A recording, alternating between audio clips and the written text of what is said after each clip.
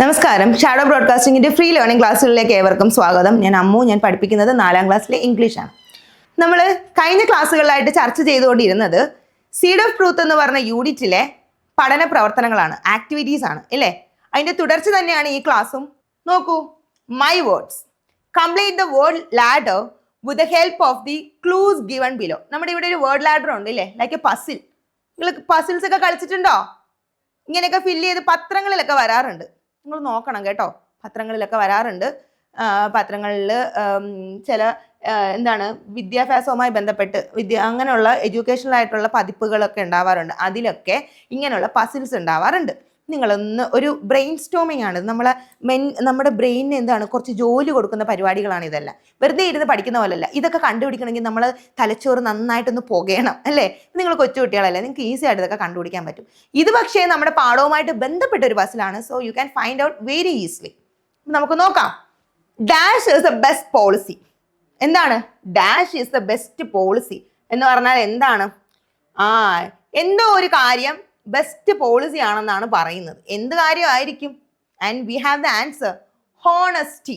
Honesty is the best policy. ഈ honesty നമുക്ക് ഇവിടെ ഒന്ന് എഴുതിയാലോ? Okay, honesty. Okay, HONESTY, honesty. Then I have a 2-old sister. എനിക്ക് എന്തുണ്ട്? I have a 2-year-old sister. എനിക്ക് 2 വയസ്സായ ഒരു അനിയത്തി ഉണ്ട്. അപ്പൊ ഇവിടുത്തെ ആൻസർ എന്താണ്? Year. YEAR, year. And the third one is dash makes plants happy and healthy.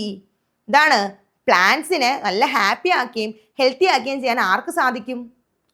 Rain. Rain can makes, റെയിനിന് സാധിക്കും. സോ ഇവിടെ നമുക്ക് റെയിൻ എഴുതാം, RAIN, റെയിൻ. ഓക്കെ, റെയിൻ എഴുതി. Then fourth one, dash is the home of birds. പക്ഷികളുടെ വീടിനെ നമ്മൾ എന്താ പറയുന്നത്? നമ്മുടെ വീടിന് നമ്മൾ ഹൗസ് എന്ന് പറയും, ഹോം എന്ന് പറയും. ദെൻ പക്ഷികളുടെ വീടിനെയോ നെസ്റ്റ് എന്ന് പറയും അല്ലേ? ഓക്കെ, അപ്പൊ നമുക്ക് നെസ്റ്റ് 4ാമത്തിൽ NEST, nest. Then fifth one, dash gives us fruits and shade. ആരാ നമുക്ക് ഫ്രൂട്ട്സും തണലും ഒക്കെ തരുന്നത്? ആരാ തരുന്നത്? Yes, trees. Trees gives us fruits and shade. Trees,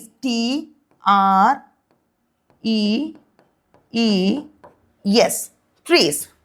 Then a dash is seen inside the fruit.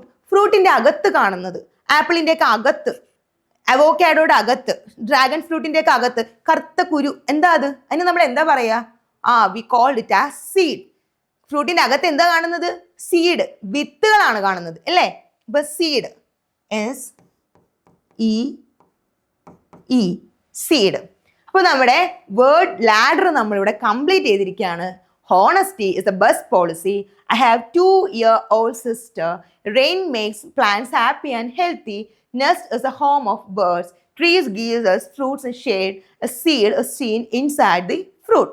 Word ladder നമ്മൾ ചെയ്ത് കഴിഞ്ഞ് ഇതുപോലുള്ള ഒരുപാട് പസിൽസ് നമുക്ക് ഇൻ്റർനെറ്റിൽ അവൈലബിൾ ആണ്. ഗൂഗിളിൽ സെർച്ച് ചെയ്താൽ കിട്ടും. ചെറിയ ചെറിയ പസിൽസ് ഒക്കെ കിട്ടും കേട്ടോ. നിങ്ങൾ ഇടയ്ക്കൊക്കെ അതെടുത്ത് വെച്ചൊന്ന് ചെയ്തൊക്കെ നോക്കണം. ഒരു എൻ്റർടൈൻമെൻറ്റ് ആക്ടിവിറ്റി തന്നെയാണ്, അല്ലാതെ നിങ്ങൾ ഒരുപാട് തല പുകഞ്ഞിരുന്ന് ചിന്തിക്കേണ്ട കാര്യങ്ങളൊന്നുമില്ല.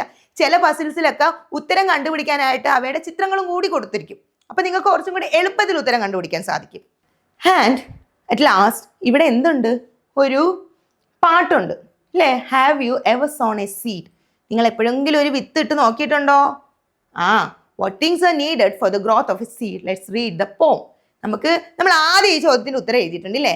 എന്തൊക്കെയാണ് നമ്മളൊരു സീഡ് വളരാൻ ആവശ്യമായിട്ടുള്ള കാര്യങ്ങളെന്ന് നമ്മൾ എഴുതിയിട്ടുണ്ട്. എന്തൊക്കെയായിരുന്നു? ഓർമ്മയുണ്ടോ? ആർക്കെങ്കിലും ഒക്കെ ഓർമ്മയുണ്ടോ? എന്തൊക്കെയായിരുന്നു നമ്മളൊരു സീഡ് വളരാൻ ആവശ്യമുള്ള കാര്യങ്ങളെന്ന് എഴുതിയത്? Yes, sunlight. സൺലൈറ്റ് ആവശ്യമാണ്. ദെൻ സോയിൽ ആവശ്യമാണെന്ന് പറഞ്ഞു. ദെൻ തേർഡ്, വാട്ടർ ആവശ്യമാണെന്ന് പറഞ്ഞു. പിന്നെയുണ്ട്, ഞാൻ വേറെ അതിൽ എഴുതാത്തൊരു കാര്യം കൂടെ ഉണ്ട്, മാനുവർ. എന്താണ്? വളം ആവശ്യമാണ്. മാനുവർ എന്ന് പറഞ്ഞ വാക്ക് നമ്മൾ ഈ പാഠത്തിലുടനീളം പഠിച്ചു അല്ലേ? അതുകൊണ്ടാണ് ഞാനിവിടെ മാനുവർ ചേർക്കുന്നത്. ഓക്കെ, അപ്പോൾ ഇതൊക്കെയാണ് നമുക്കൊരു സീഡ് വളരാൻ ആവശ്യമായിട്ടുള്ള കാര്യങ്ങളെന്ന് നമ്മൾ ഈ പാഠത്തിൻ്റെ ആദ്യം തന്നെ പറഞ്ഞിട്ടുണ്ടായിരുന്നു. അപ്പോൾ ഇവിടെ നോക്കിയേ, ലെറ്റ്സ് റീഡ് ദിസ് പോം. Seeds. A little seed more for me to sow, a little earth to make it grow, a little hole, a little pat, a little wish, and that is that. A little sun, a little shore, a little while, and then a flower. എന്താണ്? A little seed more for me to sow, a little earth to make it grow. എനിക്ക് എന്താണ്? ഒരു കുറച്ച് seed മതിയില്ലേ ഒന്ന് വളർത്താൻ? എന്നിട്ട് എന്താണ്? അവയ്ക്ക് വളരാൻ അങ്ങ് ഭൂമിയിൽ ഒരുപാട് സ്ഥലം വേണോ? നോ. A little earth, ഒരു കുറച്ച് സ്ഥലം മതി അതിന് വളരാൻ. എ ലിറ്റിൽ ഹോൾ, ഒരു ചെറിയ എന്താണ് നമ്മൾ ഡിഗ് ചെയ്യത്തില്ലേ, ഡിഗ് ചെയ്ത് നമ്മൾ ചെറിയൊരു കുഴി എടുക്കും, a little hole. Then a little pat, പിന്നെ നമ്മൾ എന്താ വേണം, അതിനൊന്ന് തട്ടിക്കൊടുത്ത് അല്ലേ, മണ്ണൊക്കെ വെച്ചൊന്ന് മൂടി. Then a little wish and that is that. പിന്നെന്താ, കുഴിച്ചിട്ടു. ഓക്കെ, ഇനി എല്ലാം കഴിഞ്ഞു, ഇനി എൻ്റെ അമ്മ നോക്കിക്കോളും എന്ന് പറഞ്ഞാണോ പോകുന്നത്? അല്ലെങ്കിൽ ഇനി അപ്പുറത്തെ വീട്ടിലെ ചേച്ചി നോക്കിക്കോളും ആണോ? അല്ല, നമുക്കൊരു ആഗ്രഹവും കൂടി വേണം അല്ലേ അത് വളരണമെന്ന്. Yes. Then a little sun, a little shower, a little while, and then a flower. എന്ത് വേണം? കുറച്ച് സൺലൈറ്റ് വേണം, കുറച്ച് വെള്ളം വേണം. പിന്നെന്താണ്? ഇതൊക്കെ കിട്ടിക്കഴിഞ്ഞാൽ അവർ എന്തായിട്ട് മാറും? വളർന്ന ഒരു ചെടിയായിട്ട് മാറും. ഒന്നും കൂടെ നോക്കാം. A little seed for me to sow, a little earth to make it grow, a little hole, a little pat, a little wish, and that is that. A little sun, a little shore, a little while, and then a flower. അപ്പോൾ ഇവിടെ ഒരു activity കൂടിയുണ്ട് ഈ ഒരു പോമായിട്ട് ബന്ധപ്പെട്ട്. നോക്കിയേ നിങ്ങൾ. Recite the poem once again and identify the rhyming words in the poem. Now write them down. ഇവിടെ നമ്മൾ വായിച്ചപ്പോൾ വളരെ ഈസി ആയിട്ട് നമുക്ക് പറയാൻ പറ്റുന്ന കുറച്ച് വാക്കുകളുണ്ട്, വേർഡ്സ് ഉണ്ട്. എന്താണ്? അത് എൻഡ് ചെയ്യുമ്പോൾ നമുക്ക് ഒരേപോലെ പ്രൊനൗൺസ് ചെയ്യാൻ പറ്റും, ഒരുപോലെ ഉച്ചരിക്കാൻ പറ്റും. നോക്കിയാൽ നിങ്ങൾ. A little seed for me to sow, a little earth to make it grow. ഇവിടെ നോക്കേ, a little seed for me to sow, a little earth to make it grow. അത് രണ്ടും ഒരേപോലെ അല്ലേ പറയുന്ന? So, grow. Then a little hole, a little pat, a little wish, and that is that. ഇവിടെ നോക്കിയേ, ഈ പാറ്റും ദാറ്റും ഇത് നമ്മൾ ഒരേപോലെ അല്ലേ ഉച്ചരിക്കുന്നത്? പാറ്റ്, that. Then a little sun, a little shower, a little while, and then a flower. ഇവിടെ ഷവറും ഫ്ലവറും ഒരുപോലെ അല്ലേ നമ്മൾ ഉച്ചരിക്കുന്നത്?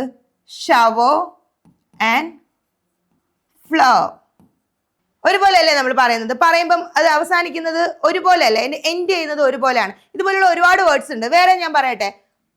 വാൻ, ഫാൻ, മാറ്റ്, ബാറ്റ്. അപ്പോൾ ഇത്തരത്തിൽ ഉച്ചരിക്കുമ്പോൾ അവസാനിക്കുന്നത് ഒരുപോലെ വരുന്നത്, ഉച്ചാരണം ഒരുപോലെ അവസാനിക്കുന്ന ഇത്തരത്തിലുള്ള വാക്കുകൾ നമുക്ക് റൈമിംഗ് വേർഡ്സ് എന്ന് പറയാം. സോ ഈ ഒരു പോത്തിലുള്ള റൈമിംഗ് വേർഡ്സ് ആണ് so, grow, PAT, that, show, flow. അപ്പൊ ഇതാണ് നമ്മൾ ഇവിടെ എഴുതേണ്ടത്. രണ്ടേ നോക്കേ. Now write them down. ഇവിടെ എഴുതിയിട്ടുണ്ട്. So, grow, PAT, that, show, flow. അപ്പോൾ ഇതോടുകൂടി നമ്മുടെ unit 1 the seed of truth എന്ന് പറഞ്ഞ ഈ ഒരു പാഠത്തിലെ പ്രവർത്തനങ്ങൾ അവസാനിച്ചിരിക്കുകയാണ്. Thank you.